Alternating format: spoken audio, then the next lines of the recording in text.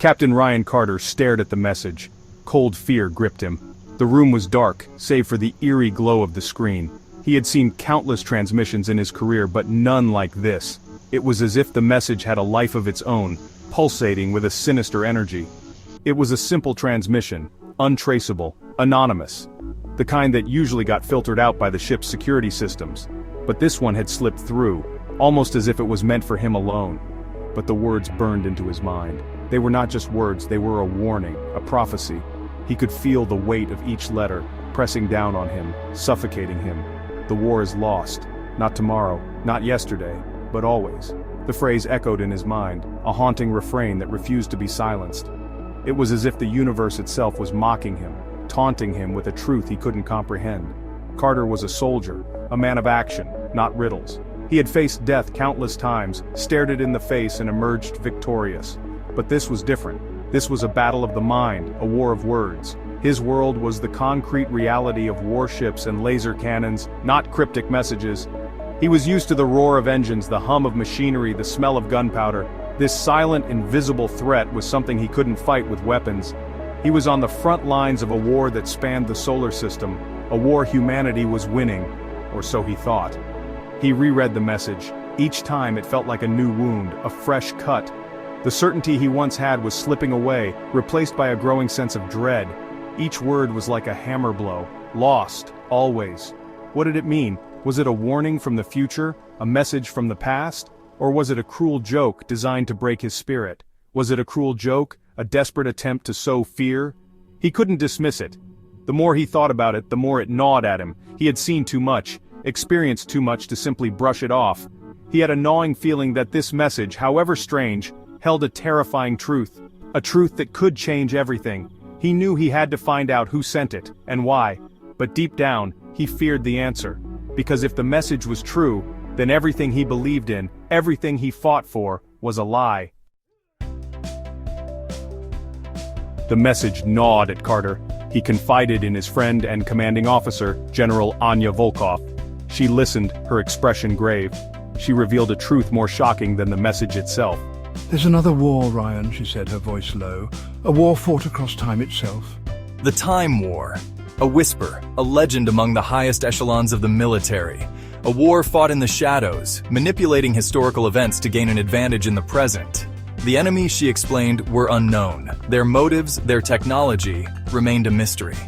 All they knew was that this enemy was striking from the past, altering key events, changing the course of history to weaken humanity in the present. Carter was chosen for a perilous mission. He was to travel to the past, to the heart of a pivotal historical event, and stop the enemy from tampering with it. He was equipped with a temporal distortion unit, a device that could create localized shifts in time. It was experimental, dangerous, and his only weapon against an enemy who could be anywhere, anytime. His target, the Punic Wars. The Roman Republic, on the verge of dominance, locked in a struggle for survival against Carthage. Intelligence suggested the enemy would strike there to cripple Rome, to alter the very fabric of Western civilization. Carter materialized in the shadow of ancient Carthage. The air was thick with the scent of salt and smoke. He could hear the clash of steel, the screams of the dying. The Battle of Zama was raging. He had arrived at a pivotal moment. The Roman legions, led by Scipio Africanus, were on the verge of victory against Hannibal's Carthaginian forces. This victory would cement Roman dominance and shape the course of history. Moving through the chaos, he felt a temporal anomaly, a ripple in the fabric of time. He followed it, the distortion unit humming in his hand. He found himself in a hidden chamber beneath the battlefield. "We are not your enemy, Captain Carter. We are trying to save humanity from itself. Our goal is not conquest, but peace. We believe that by erasing wars from history, by guiding humanity along a different path, we can create a utopia free from conflict." In the chamber, bathed in an otherworldly light, stood a group of figures.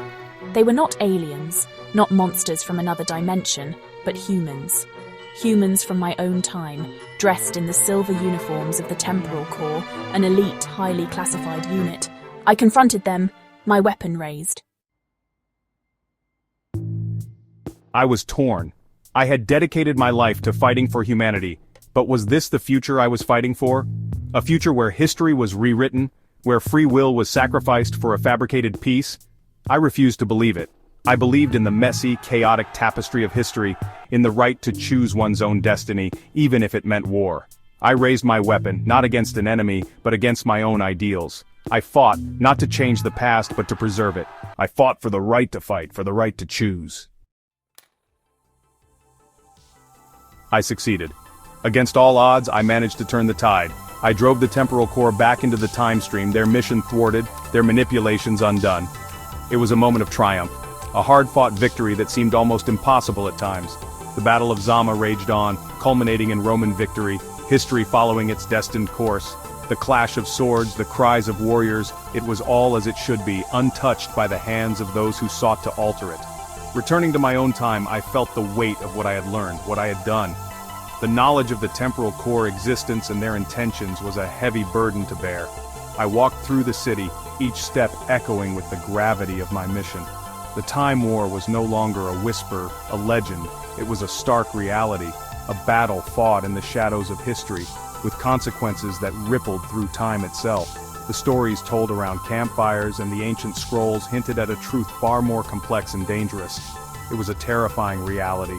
The chaos and turmoil that could ensue if the temporal core succeeded was unimaginable.